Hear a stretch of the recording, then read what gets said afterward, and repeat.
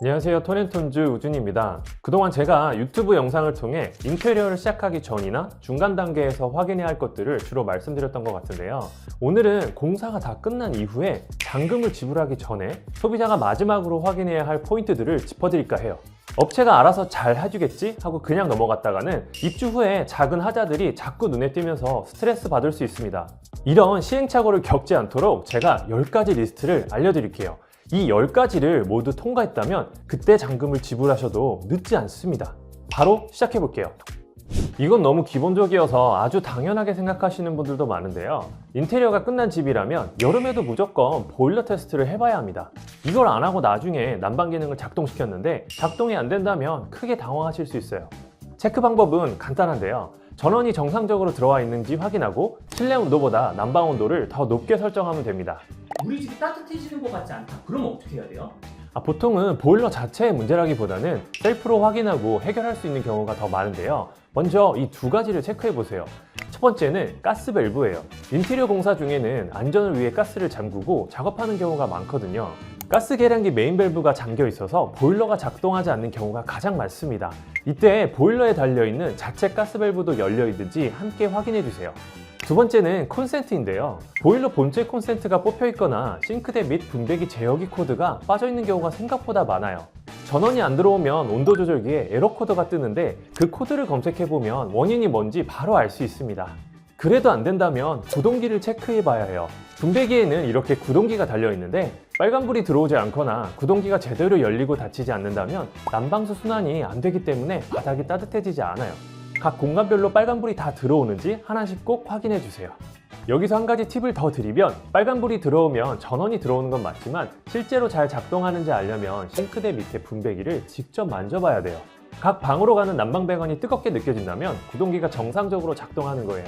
불이 들어오는데 만약 배관이 뜨겁지 않다면 업체에 문의해 보시는 것이 좋습니다. 또 만약 연식이 있는 보일러를 재사용한 경우엔 난방 필터도 체크해 보시면 좋은데요. 보일러는 난방수를 배관으로 순환시키는 과정이 반복되면서 심전물이 쌓이게 되는데요. 이 필터가 막히면 난방 효율이 떨어져서 방은 안 따뜻해지고 가스비만 많이 나올 수 있어요. 이런 경우엔 필터를 꺼내서 청소해 주시면 됩니다. 두 번째로 확인해야 할 건 온수가 잘 나오는지예요. 난방이 잘 돌아가면 온수도 잘 나오겠지 하실 수 있는데 두 개는 전혀 다른 개념입니다. 난방수와 온수는 보일러에서 별도의 루트로 공급되기 때문에 난방 세팅을 했다고 해서 온수가 자동으로 나오는 건 아니에요. 그래서 인테리어 공사가 끝나면 주방 싱크대와 욕실 세면대, 샤워기, 세탁기까지 온수가 잘 나오는지 꼭 확인해 봐야 합니다. 또 급수관을 옮겼다면 냉수와 온수 배관이 서로 뒤바뀌지 않았는지도 잘 체크해 보시는 게 좋은데요. 세면대 수전을 기준으로 왼쪽으로 돌리면 온수, 오른쪽으로 돌리면 냉수가 나오는 게 정상이에요. 세탁실도 빨간색 온수 꼭지와 파란색 냉수 꼭지가 뒤바뀌지 않았는지 확인해 주세요. 시스템 에어컨도 설치했다고 끝이 아닙니다. 잘 작동되는지 꼭 테스트해 봐야 돼요. 그렇지 않으면 막상 여름이 됐는데 천장에서 물이 뚝뚝 새거나 에어컨이 작동하지 않을 수도 있습니다. 특히 겨울철에 공사를 하셨다면 실내 온도가 설정 온도보다 낮아서 냉방 테스트가 원래는 불가능해요. 그래서 저희는 겨울철 공사엔 실외기를 수동으로 가동해서 강제로 냉방 테스트를 진행합니다. 인테리어 후에 시스템 에어컨에 문제가 없으려면 지금부터 제가 말씀드리는 세 가지를 기억하세요. 첫 번째, 드레인 담수 테스트입니다. 시스템 에어컨은 냉기를 만드는 과정에서 응축수가 발생하는데요. 이 물이 천장 안에서 드레인 배관을 타고 밖으로 배출되는 거예요. 그런데 드레인 배관에 문제가 생기면 어느 날 갑자기 우리 집이 물바다가 될 수 있습니다. 그래서 에어컨 드레인에 물을 가득 채우고 드레인 배관 연결부에 누수가 있는지 없는지를 반드시 확인해야 돼요. 테스트 기간은 최소 2주는 돼야 합니다. 두 번째, 질소 기밀 테스트예요. 천정을 덮기 전에 배관 안에 질소가스를 충전해서 용접 부위에서 혹시 가스가 새어나오지는 않는지 확인해야 합니다. 나중에 냉매가스가 새어나가지 않게끔 테스트하는 작업이고 이것도 한 2주 이상 모니터링하는 게 안전합니다. 마지막은 최종 기밀 테스트예요. 실내기와 실외기를 모두 연결한 후에 디지털 압력 게이지 장비로 냉매가스 누출 여부와 연결 상태를 최종 점검하는 겁니다. 이런 테스트는 현장을 감리하는 현장 소장 담당이거든요. 감리 사진과 영상을 꼭 요청하시고 문제가 없는 게 확인된 후에 잔금을 치르시길 바랍니다. 이거 많은 분들이 놓치시는데 물이 잘 내려가는지도 꼭 확인해 보셔야 돼요. 기껏 돈 들여서 인테리어 예쁘게 다 해놨는데 입주 첫날 싱크대 물 내리자마자 바닥으로 역류한다면 생각만 해도 끔찍하죠. 배수 테스트는 공사 전, 공사 후에 할 수 있는데 저희는 무조건 공사 전과 입주 후 2번 다 진행합니다. 기존의 배관이 이미 막혀 있던 건지 아니면 공사 중에 들어간 이물질 때문에 막힌 건지를 확인하기 위함도 있지만 보통 20년에서 30년 된 구축 아파트들은 배관 안에 이물질이나 슬러지가 가득한 경우가 대부분이거든요. 신축은 베이스 테스트 그냥 안 해도 되지 않을까요? 하수구 사용 습관이 사람마다 다 다르기 때문에 신축도 예외는 아닙니다. 최근에 공사했던 현장에서도 역겨울만큼 하수구가 꽉 막혀 있었는데요. 다행히 공사 전에 발견해서 마감재 손상 없이 수월하게 해결할 수 있었어요. 혹시 우리 집 배관이 조금 막혀 있는지 이거 셀프로 테스트할 수 있는 방법도 있나요? 당연히 혼자서도 테스트할 수 있습니다. 우선 담수가 가능한 곳과 불가능한 곳을 구분하시면 되는데요. 예를 들면 싱크대, 욕조, 세면대는 물을 받아둘 수 있죠. 이런 곳에는 물을 3분의 2 정도 채운 다음에 한 번에 내려보세요. 그냥 물을 흘려보내는 것과 이렇게 한꺼번에 내려보내는 건 결과가 완전히 다르기 때문에 꼭 이 방법으로 테스트하셔야 합니다. 그 다음 세탁실과 샤워실은 물을 받아두기가 어렵잖아요. 이럴 때 샤워기 헤드를 제거하고 호스를 배수구 안으로 넣은 뒤 물을 최대한 세게 틀어주세요. 5분 동안 물을 틀어놨는데 꿀렁꿀렁 올라오는 물이 없이 시원하게 내려간다면 정상입니다. 실리콘 마감이 엉망이면 나중에 그것만 보입니다. 실리콘은 90도로 꺾이는 지점마다 보통 들어가게 되는데 제가 어디를 중점적으로 봐야 하는지 알려드릴게요.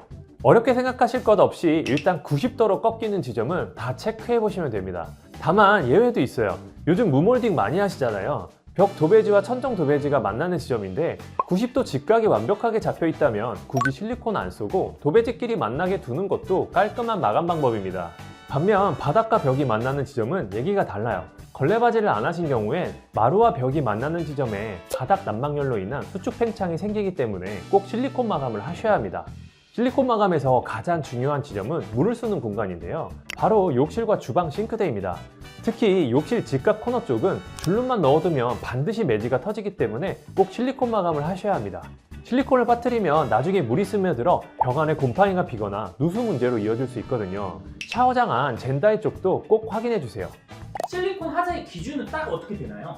명확한 하자 기준은 들뜸이에요. 지저분하게 쌌거나 마음에 들지 않는 부분은 재시공 요청하시면 됩니다.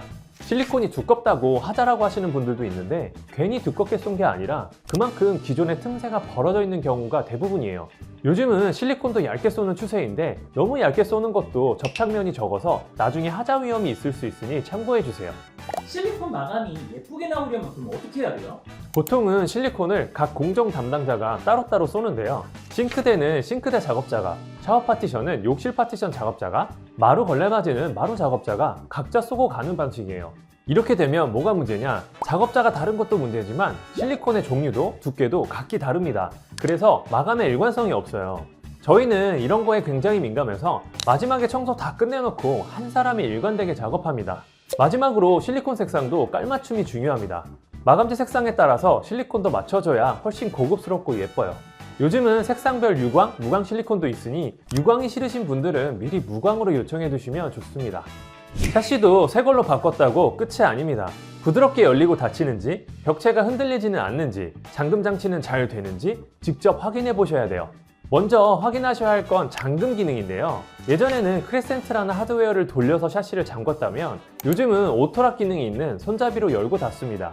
제대로 잠기는지 확인하려면 샤시를 닫은 후 핸들이 돌아가지 않게 위쪽으로 열어보세요. 이렇게 했을 때 열리지 않는다면 정상입니다. 두 번째로 샤시가 부드럽게 열리고 닫히는지 테스트해보세요.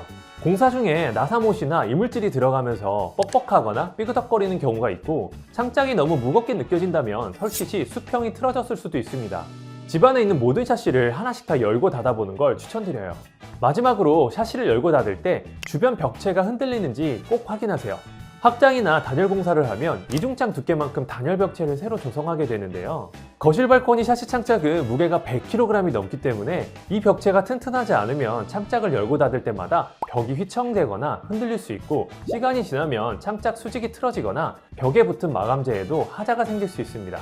만약 샤시 주변 벽체가 좀 흔들리는 것 같다. 그럼 어떻게 해야 돼요? 안타깝게도 이런 경우엔 답이 없어요. 이건 업체에 연락해서 하자를 접수하시고 벽을 다 뜯고 다시 고정하셔야 합니다. 7번째는 콘센트와 스위치인데요. 먼저 콘센트는 인터넷에서 쉽게 구입할 수 있는 콘센트 테스트기를 하나 구입하세요. 제가 지금 들고 있는 건데 우리 집에 있는 콘센트에 꽂아보면서 전원이 다 정상적으로 들어오는지 접지는 잘 연결되어 있는지 확인하시면 됩니다. 또 요즘 새 가전 때문에 단독 배선을 많이 하시잖아요. 간혹 엉뚱한 곳에 연결되어 있기 때문에 단독 배선이 제대로 됐는지 꼭 확인하셔야 되는데요. 인덕션을 단독 배선하셨다면 분전하면 인덕션 라인이 따로 표기되어 있을 겁니다. 그 차단기를 내렸을 때 인덕션이 작동하지 않는다면 단독 배선이 제대로 된 거예요. 스위치 회로 분리도 꼭 확인해 주세요. 내가 요청한 도면대로 잘 분리가 되어 있는지 하나씩 체크하시고요. 여기서 팁을 하나 더 드리면 스위치 설치 후 순서는 자유롭게 변경이 가능합니다. 예를 들어 화장실 스위치가 주등, 간접등, 환풍기 순서대로 되어 있다면 내가 사용하기 편한 순서로 바꿔달라고 요청하실 수 있어요. 전에 살던 집 스위치 순서와 최대한 비슷하게 맞춰달라고 하시는 것도 좋은 방법입니다. 기껏 예쁘게 도배도 새로 하고 필름도 깔끔하게 붙여놨는데 수납작 문짝 한번 잘못 열었다가 찍히고 패이면 정말 눈물 납니다. 이걸 아주 간단하게 막을 수 있는 방법이 있어요. 바로 이 눈물 스티커입니다. 요즘 인테리어는 무문선 무몰딩에 가구도 서라운딩 몰딩 없이 10mm 띄움으로 시공하다 보니 모든 것들이 아슬아슬하게 설치되어 있는 게 사실이에요. 예전에 싱크대 상부장 좌우로 폭넓은 서라운딩 몰딩이 있어서 도어를 열어도 부딪힐 일이 없었는데 요즘은 그렇지 않거든요. 그래서 오랫동안 마감재를 손상 없이 잘 쓰려면 현관, 욕실, 주방, 방 가리지 않고 눈물 스티커를 센스 있게 붙여둬야 합니다. 수납장 도어를 다 열어보시고 벽과 부딪히거나 도어끼리 충돌하는 구간이 있으면 모두 붙여주시면 됩니다. 특히 욕실 여닫이 거울장은 충격이 가해지면 거울이 깨질 수 있으니 하루라도 빨리 붙여주세요. 제가 자주 쓰는 모델은 3M 모델인데요. 방구형보다 플랫한 타입이라 면적이 더 넓어서 진동을 잘 흡수하고 접촉면 손상을 줄여줍니다. 도어 스토퍼만 잘 달아도 벽지가 찢기는 걸 예방할 수 있어요. 도어 스토퍼는 벽지와 필름을 보호할 뿐 아니라 말 그대로 문을 고정해주는 기능도 합니다. 그리고 요즘 직배수용 로봇 청소기 많이들 새로 구입하시는데요. 로봇 청소기가 구석구석 청소하려면 방문이 다 활짝 열려 있어야 합니다. 어설프게 열려 있으면 그 반경만큼 청소를 건너뛰게 되거든요. 그래서 문을 고정할 수 있는 자석형 도어 스토퍼를 추천드립니다. 바닥에 간단하게 설치할 수 있어서 나중에 달아도 되지만 집 검수하면서 없다면 잠금 전에 인테리어 업체에 요청해보세요. 이것도 많은 분들이 놓치시는데요. 공사가 끝났다고 남은 자재 그냥 다 버리지 마시고 어느 정도 여유분은 가지고 계셔야 돼요. 지금 당장 필요 없어도 몇 년 후에 반드시 필요한 순간이 옵니다. 그때 가서 찾으면 이미 늦어요. 남는 게 없다면 추가로 주문해서라도 챙겨두세요. 인테리어 자재들은 유행에 민감해서 매년 빠르게 신제품이 출시되고 인기 없는 제품들은 빠르게 단종되는 구조예요. 특히 중국이나 유럽에서 수입되는 타일은 대형 컨테이너로 한 번에 들여오기 때문에 그 물량이 소진되면 추가 수입을 안 하는 경우가 대부분입니다. 나중에 보수할 일이 생겼는데 같은 자재를 못 구하면 정말 난감해요. 비슷한 마감재로 땜빵하면 그 부분만 둥둥 떠 보이거든요. 그나마 벽지나 필름은 쉽게 단종되지 않는 편이지만 또 다른 문제가 있어요. 모든 제품에는 생산 날짜에 따른 고유번호, 로트 넘버가 있는데요. 같은 모델명을 주문해도 로트 넘버가 다르면 색상과 패턴이 미세하게 차이가 납니다. 공사 기간에 생산된 자재를 가지고 있는 게 중요한 이유입니다. 보관하실 때 주의사항 말씀드리면 타일은 실외기실이나 발코니 창고에 보관해도 무방하지만 마루, 벽지, 필름은 드레스룸이나 붙박이장 한켠에 잘 보관해야 색상이나 형태 변형 없이 오래 유지할 수 있습니다.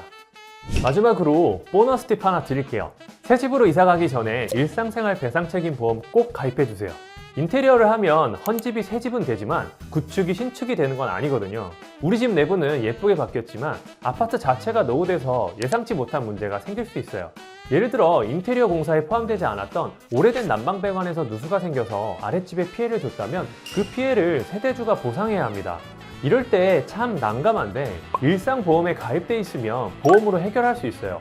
이 보험은 주계약이 아닌 특약보험이라 내가 이미 갖고 있는 보험에 특약으로 추가하시면 한 달에 1,000원 정도면 가입할 수 있습니다.